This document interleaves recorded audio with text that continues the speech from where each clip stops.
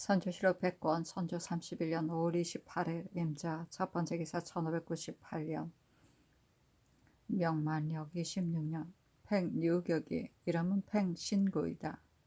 회의 4차 오니 상이 영립하여 자리에 앉았다. 해귀 3명이 뜰 아래에서 배알하니 상이 칼솜씨를 시험케 하고 상으로 은자 한 양을 주었다. 다리를 파하자 읍하고 나갔다.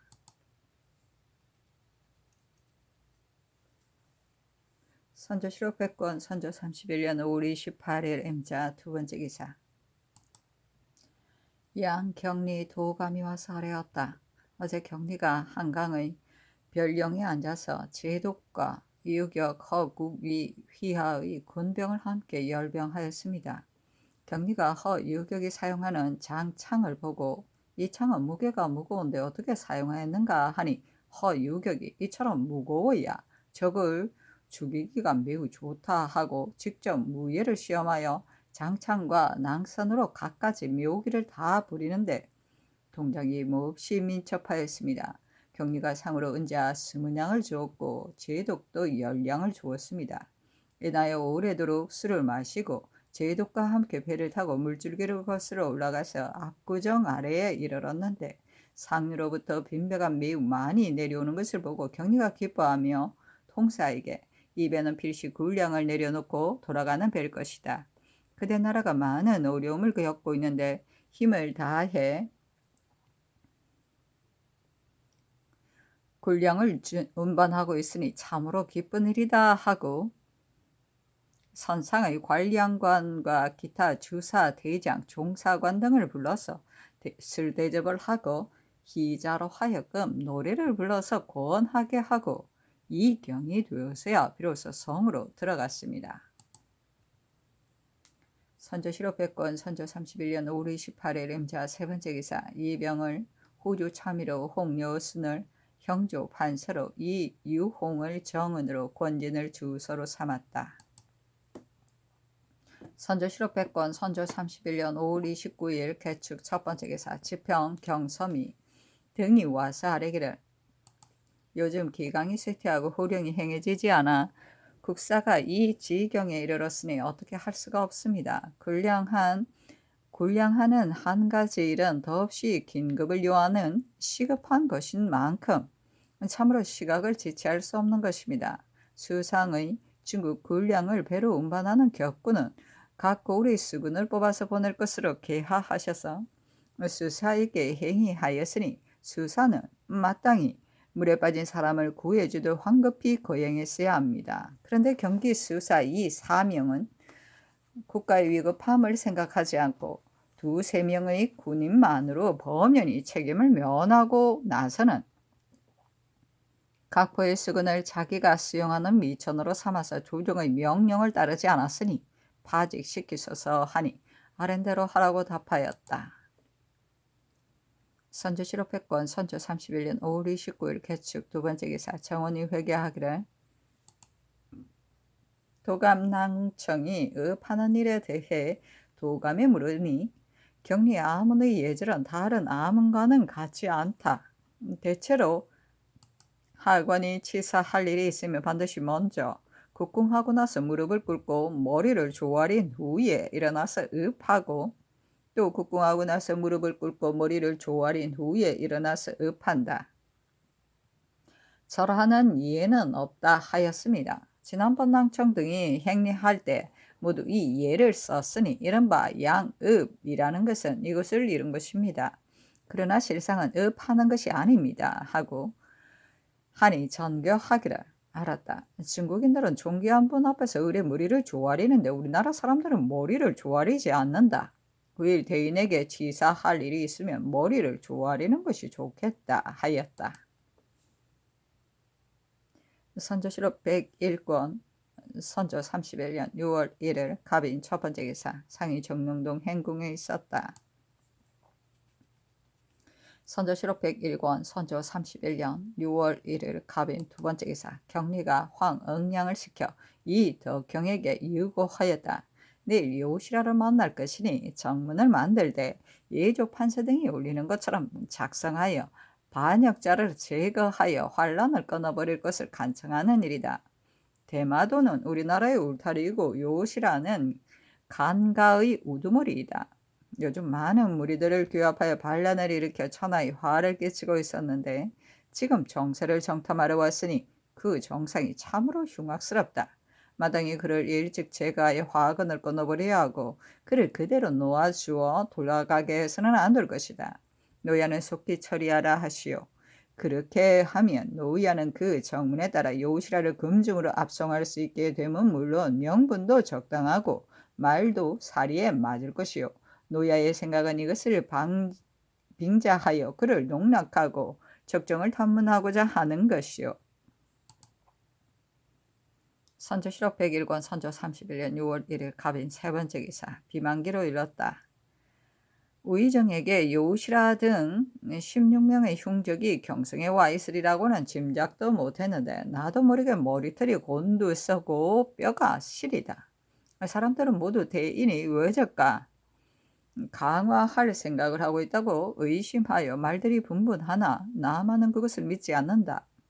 뒤집힌 앞수레는 뒷수레의 경계가 되는 것인데 대인은 어찌 그렇게 할 리가 있겠는가? 군자가 하는 일을 사람들은 본디 모르는 법이다. 만에 하나라도 그렇게 한다면 어찌 대인이라 할 수 있겠는가? 이것은 참으로 하늘이 망하게 하려는 것이어서 지탱할 수 없을 것이다. 천하일이 이로부터 끝장날 것인데 어찌 우리나라만 망하겠는가? 나는 기필코 다른 일을 제쳐놓고 대인 앞에 통곡하여 그 일을 몸으로 막을 것이다. 그러나 틀림없이 그렇게 할 리는 없을 것으로 여긴다. 그러나 그가 하는 일을 보면 행적이 수상한 점이 있기도 하다. 정말로 그 흉적을 죽이고자 한다면 무엇 때문에 관사에서 후하게 접대하고 연회를 성대히 베풀어 주지 못할까 조바심하고 있단 말인가? 이는 무슨 의도인지 나로서는 이해할 수가 없다. 사람들이 의심하는 것이 진실로 이유가 있다 하겠다. 간절히 바라건대 경은 사정을 잘 살피고 시기에 따라 잘 대처함으로써 소섭이가 다시 일어나고 심유경이 다시 분발하게 하지 말라. 강호라는 한마디는 독사의 이빨과 같아서 한번 물리게 되면 반드시 죽게 되어 그 독을 막아낼 수 없게 된다. 천하의 안위와 국가의 존망이 이 한 글자에 달려 있으니 이것을 바로 경이 노력해야 할 점이다 라고 이르라. 선조실록 101권 선조 31년 6월 1일 갑인 네 번째 기사 호주가 아래기라. 하삼도의 떠도는 백성들에 대하여 사족이나 상인을 막론하고 그들이 정착하는 곳에서 편히 살 수 있도록 마련해 주되 주인이 없는 진전이나 농우와 종자를 제급하게 하는 등의 일을 지난해 11월 중 본조에서 이미 개하받아 제도의 관찰사에게 알린 적이 있습니다.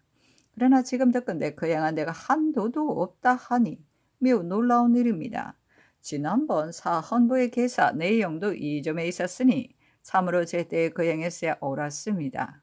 지금은 이미 절기가 늦어 경작이 끝났으니 가을가지인 밀과 보리를 조치하는 한 가지 일이 남아있을 뿐입니다. 동서의 교외와 경기 지방에 경작하고 있지 않은 빈 땅이 아직 많이 남아있으니 정장하여 스스로 원하는 사람에게 그대로 절급하여 주어서 한 해를 넘길 수 있는 미천으로 삼게 해야 할 것입니다.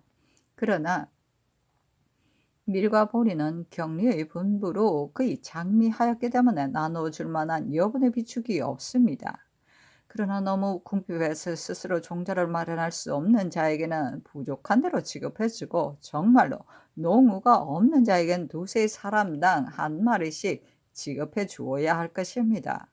강원도와 황해도의 초면인 마을에 메밀 종자가 있는 곳은 제급하라고 행문하여 그들로 하여금 스스로 받아가게 한 다음 환자로 치부하여 종자를 삼게 해야 할 것입니다. 마땅히 이러한 뜻을 경기, 강원도, 황해도, 평안도와 개성, 류수에게 각별히 하유하시어 떠도는 백성들의 다수와 살아가는 형편을 방문케 하시고 지난해 개한 공사를 시행했는지의 여부도 아울러 계문하게 하심이 온당하겠습니다. 감히 아뢰입니다 하니 알았다고 전교하였다. 선조실록 101권 선조 31년 6월 2일 을묘 첫 번째 기사. 양포정이 주 원래를 불어서 묻기를 너는 어느 지방 사람인가 하니 대답하기를 절강 사람인데 만력 12년에 포로가 되었습니다 하였다. 양포정이 말하기를 절강은 문헌의 지방으로 사람들이 예의를 아는 것이 천하의 질이거늘 너는 어째 그 지방에서 태어났으면서도 포로가 되기를 달게 여기고 감히 본국을 배반하는 짓을 하였는가 하니 주 원래가 말하기를 이미 죽지 못하였으니 어떻게 합니까 하였다. 양포정이 말하기를 너는 지금 무엇하러 왔는가 하니 대답하기를 강화하기 위해서입니다 하였다. 양포정이 말하기를 종전에는 또 강화를 하지 않았던 것은 아니다. 천조에서 2명의 대신을 파견하여 봉전까지 시행했는데도 외추는 오히려 순순히 복종하지 않았다. 사운도 하지 않고 군대도 철수하지 않은 채 감히 다시 군대를 출동시켜 노략질을 하였으므로 조선국왕은 와신상담하면서 같은 하늘 아래에 함께 살 수 없는 원수로 맹세하고 있으니 어찌 강화할 리가 있겠는가? 천조에서는 조선을 200년 동안 공순히 순종해 온 속국으로 생각하고 있기 때문에 기필코 끝까지 구제해 주려고 한다. 병마와 군량을 크게 출동시켜 흉악한 무리를 소멸시키고서야 그만둘 것이다. 외적의 무리가 많다 하더라도 바다를 건너왔으니 그 수가 많지 않을 것이며 천병은 이어져 있는 육로로 수없이 나와 있다.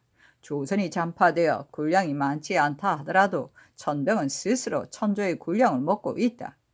세월이 오래 걸린다 해도 절대로 식량이 끊길 염려가 없으니 외적 따위가 무엇이 두려워서 강화하자는 요구를 들어주겠는가 하고 또 말하기를 강화하고자 한다면 그 주인은 어디에 있는가 하니 대답하기를 조선국왕이 일본에 중신을 보내어 스스로 그 죄를 밝히고 그 조선 사람으로 하여금 미포를 일본 사람에게 보내며 일본이 중국에 조공할 때 조선을 통과하게 해준다면 관백이 무엇 때문에 군대를 철수하지 않겠습니까 하였다. 양포정이 말하기를 조선은 외적들에게 침략을 당하여 너무도 극심하게 잔파해 되었으니 참으로 애석한 일이다. 그들은 본래 죄가 없는데 밝힐 만한 것이 무엇이 있겠는가? 관백이 이없이 군대를 일으켜 남의 나라를 분탕질하고 잔파시켰으니 스스로 죄의 죄를 밝혀 조선에 사죄해야 할 뿐이다.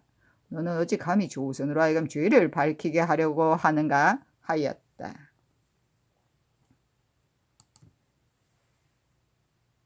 선조실록 101권 선조 31년 6월 3일 병제인 첫 번째 기사. 양포정과 서주사가 함께 당에 앉아서 요시라를 불러 묻기를 너가 여기에 온 것은 무엇 때문인가 하니 대답하기를 강화하고자 했으입니다 하였다.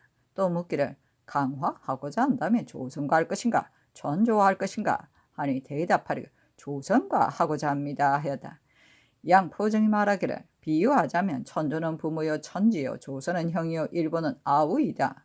일본이 이유 없이 조선을 잔해하여 지극히 흉악한 짓을 했으므로 천조에서는 그 분란을 종식시키기 위하여 2명의 대신을 파견 관백을 왕작으로 봉해주었으니 이는 부모로서 형제의 싸움을 화해시켜준 것이다. 그러나 관백은 천조의 명을 따르지 않고 사언도 하지 않고서 다시 노략질 하였으며 남원에서는 천병을 마구 죽이기까지 하였으니 부자간이 도리에 있어 어떠하다 하겠는가?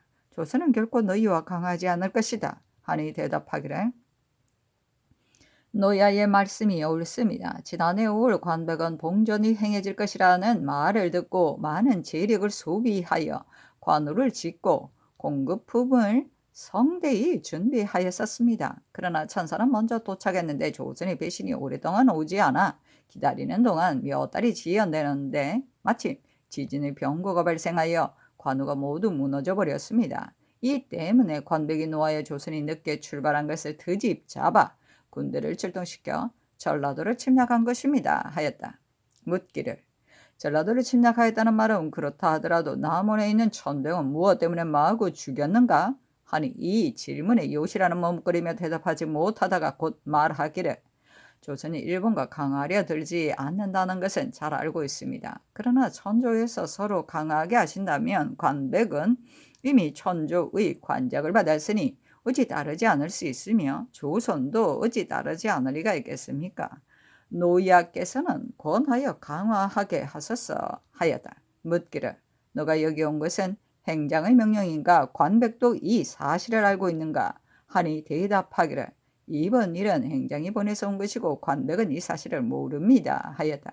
묻기를 일본은 이전에도 강화하는 일로서 천조를 기만하여 희롱한 적이 있는데 이번에 또 관백이 모르는 일을 가지고 와서 요구하니 이는 다시 천조를 우롱하는 것이다 하니 대답하기를 행장이 일찍이 이 일을 위해서 조신의 아들을 관백에게 보냈었는데 조신의 아들이 돌아오던 길에 대마도에 이르러 병이 생겨서 아직 돌아오지 못하였습니다.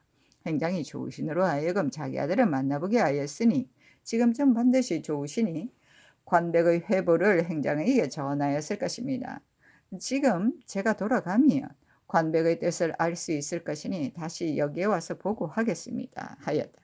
묻기를 너의 말은 모두가 거짓이다. 군대를 철수하고 돌아가서 강화를 청한다면 조선은 터렴없이 내 말을 따라 너희와 강화할 것이다. 그런데 빈말을 가지고 나를 우롱하고 있으니 내 어찌 조선의 강화를 권할 수 있겠는가. 내가 취할 수 있는 일은 너희 군대가 물러가면 물러가는 것을 보고 있을 것이고 물러가지 않는다면 대군으로 너희들을 초멸할 것이다. 머물러 있거나 물러가거나 너희들 임의로 하거라. 하니 요시라가 굳이 청하기를 노약께서 철수하라고 하시면 철수하겠습니다. 하고 제3말하였다. 포정이 말하기를 그렇다면 너는 여기에 남아있고 너의 부하로 하여금 돌아가서 행장에게 군대를 철수하여도 물러가라고 보고하게 하라 하니 대답하기를 이 일은 소인이 처음부터 담당했습니다. 만일 제가 여기에 남아서 돌아가지 않고 부하만 시켜서 돌아가 행장에게 보고하게 한다면 행장은 마음속으로 불쾌하게 여길 것이고 많은 군사들도 모두 믿지 않을 것이니 소인이 직접 대면해서 보고하는 것만 못할 것입니다 하였다. 포정이 말하기를 이 일은 천조에서 내린 명령도 아니고 또 조선에서 하고자 하는 바도 아닌 것으로 너희가 먼저 스스로 요구한 것이다. 지금 나는 너희를 죽이고 싶으면 죽이고 보내고 싶으면 보낼 수 있다. 너가 이곳에 남아있거나 사람을 돌려보내어 보고하게 하는 여부는 나와 전혀 상관이 없는 일이다. 하니 답하기를 소인이 물러가고 머무르는 일과 죽고 사는 것은 참으로 분부대로 따르겠습니다. 그러나 대사가 순조롭지 못할까 걱정입니다. 하였다.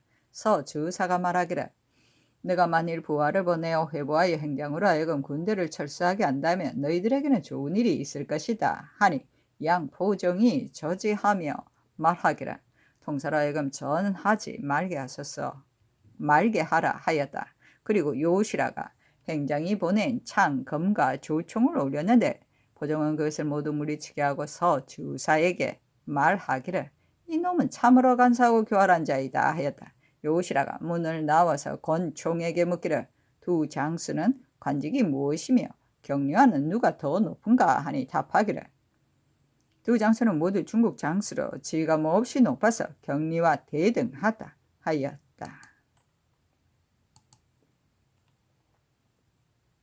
선조실록 101권 선조 31년 6월 3일 병진 두 번째 기사 신보를 양양부사로 박동량을 연안부사로 김신국을 전한으로 김의원을 이주 정랑으로 심액을 부수찬으로 삼았다.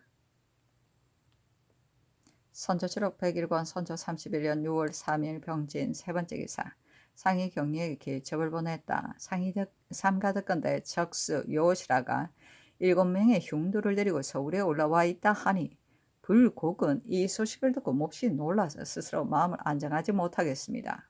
노적의 흉모는 그 속셈이 이미 드러났습니다. 봉전을 요청하고 또 공무를 요청하는 등 기만한 적이 한두 번이 아니었음은 지난 일이 오래지 않아 분명히 알 수 있습니다. 고명하신 대인께서 이 점을 모르지 않을 것이니 이는 참으로 소방이 조금도 의심하지 않는 것입니다. 생각건대 대인께서는 침착한 슬기와 면밀한 계책이 보통 사람보다 크게 뛰어나고 엄령의 조화를 부리는 것이 귀신도 놀라 쓰러지게 할 정도여서 사람들로 하여금 조처와 계획을 헤아릴 수 없게 합니다. 비록 이 적수가 온갖 지혜를 다 짜내고 날렵한 언변을 구사한다 할지라도 진실로 대인께서 조종하는 테두리 안에서 벗어나지 못할 것입니다. 불곡은 처침하늘 삼가 기다리면서 흔쾌히 좋은 거저가 있기를 기대할 뿐입니다. 다만 소방은 이 외적과는 원한이 깊이 쌓여서 뼈에 사무치고 있으나 항상 힘이 부족하고 형세가 약하여 마음에 흡족하게 복수할 수 없는 것을 한탄하고 있습니다. 같은 하늘 밑에서 함께 살 수 없는 원수인데 더구나 같은 성 안에 있을 수 있겠습니까? 통변스러운 마음 가슴속에 치밀어 올라 스스로 그칠 줄을 모릅니다. 만일 적정을 탐문하고자 해서라면 남주에 구금시켜 놓고 한 명의 위관에게 맡겨 알아내게 하여도 충분할 것입니다. 그런데 대인께서 저 적수를 심장부로 끌어들여 우리의 허시를 보여주고 저 독사 같은 동물로 하여금 군문에 들어오게 할 줄은 참으로 생각지도 못했습니다. 강화라는 한마디는 마치 홍수나 맹수와 같아서 그 피해가 매우 큽니다. 이른바 행계라는 것은 잘 조차하지 못하면 예로부터 반드시 큰일을 거르쳐 왔습니다. 소방의 존랑, 삼군의 성패, 천하의 안위가 모두 여기에 달려 있습니다. 그래서 부득이 어리석음을 무릅쓰고 말씀드리는 것이니 대인께서 일의 기밀을 분명하게 살펴 잘 헤아려 조처하여 주신다 매우 다행이겠습니다. 선조실록 101권 선조 31년 6월 3일 병진 네 번째 기사 헌납 김쓴명이와 사례기를 양양부사 신보는 현감으로서 삼품에까지 뛰어올랐으니 의람됨이 이보다 더 심한 것이 없습니다. 신보가 칭찬할 만한 지적이 있다고 하여 승진시킨 것이라면 그게는 본래 근사한 품질이 있으니 참으로 맡길 수 없는 자리를 외람되이 제수할 수는 없는 것입니다. 경감으로서 군수에 승진되는 것도 오히려 불가한 일인데 더구나 부사로 승진시킬 수 있겠습니까? 계급에는 차례가 있고 명기는 지극히 중요한 것입니다. 그런데 일개 신도로 인하여 무너지게 되었으니 어찌 이런 일이 있을 수 있겠습니까? 속히 개정하게 하소서 하니 답하기를 신보는 첨정이었는데 어찌 부사를 제수할 수 있겠는가 하였다. 선조실록 101권 선조 31년 6월 3일 병진 다섯 번째 기사 경리도감이 아뢰기를 오늘 저녁에 경리가 신을 불러 말하기를 요시라를 잡아온 일에 대해 내 나름대로 생각이 있어서 그렇게 한 것인데 그대 나라에서 나의 뜻을 모르고 있다. 어제 국왕의 글을 보니 역시 지나치게 의심하고 있었다. 즉 원래는 이미 근부에 압송되어 있고 요시라는 저곳에 있는데 그가 오랫동안 돌아오지 않은 것을 보고 병고가 있는 것이 아닐까 의심하여 그곳에 있는 장관으로 하여금 조처하게 하려 하였으나 그곳에 있는 장관은 이를 조처할 만한 자가 한 사람도 없어 부득이 이곳으로 잡아오게 하였다. 둘이나 셋씩 각각 떨어져 있게 하여 서로 연락을 취하지 못하게 하고 유 대장이 들어온 뒤에 서로 의논하여 조처할 것이다 하였는데 말이 채 끝나지도 않아서 팽준군, 진유교, 팽유교, 허유격이 동시에 경리의 곁으로 와서 섰습니다. 신이 물러나오려고 하였더니 경리가 잠시 머무르라 하고 황응량으로 하여금 잡아온 외인의 명단을 가져오게 하였습니다. 경리가 요시라는 본래 그대 나라 사람인가 하기에 신이 우리나라 사람이 아니고 본래 대마도 사람이다. 평소에 부산을 왕래하면서 장사를 하였기 때문에 우리나라의 향담과 언자를 모두 잘 알고 있으며 사람들이 몹시 흉악하고 간사하다 하였더니 팽준군이 뒤에 있다가 대마도는 예전에 경상도에 소속된 지방이었는데 외적에게 빼앗긴 지가 이미 수백 년 지났다. 그런데 요시라는 대마도에서 태어났으니 읽기 전에는 그대 나라 사람이었다. 다만 노이야께서는 그대 나라의 반적이라고 명칭을 붙이면 처치하기가 더욱 좋기 때문에 그렇게 말한 것이다 하였습니다.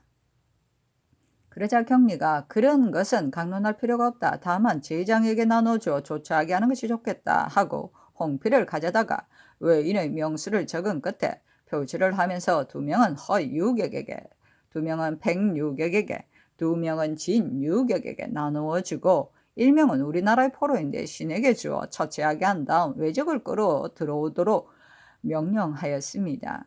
신이 제장과 함께 일시에 물러나오니 경리가 수급을 간험할 사람을 미리 밖에서 기다리고 있게 하고 요시라와 그의 수종인 7명의 외인을 이끌고 뜰로 들어왔습니다. 경리가 수급을 간험하고 요시라에게 묻기를 이것이 진짜 외적의 수급인가 하니 요시라가 그렇다고 대답하였습니다. 그러자 경리는 요시라가 우리나라만의 능통하다의 즉시 홍포와 은화로 상을 내린 뒤 박인상에게 묻기를 너는 무엇 때문에 왔는가? 하니 요시라가 행장이 강화를 하고자 하여 보내서 왔다 하였습니다.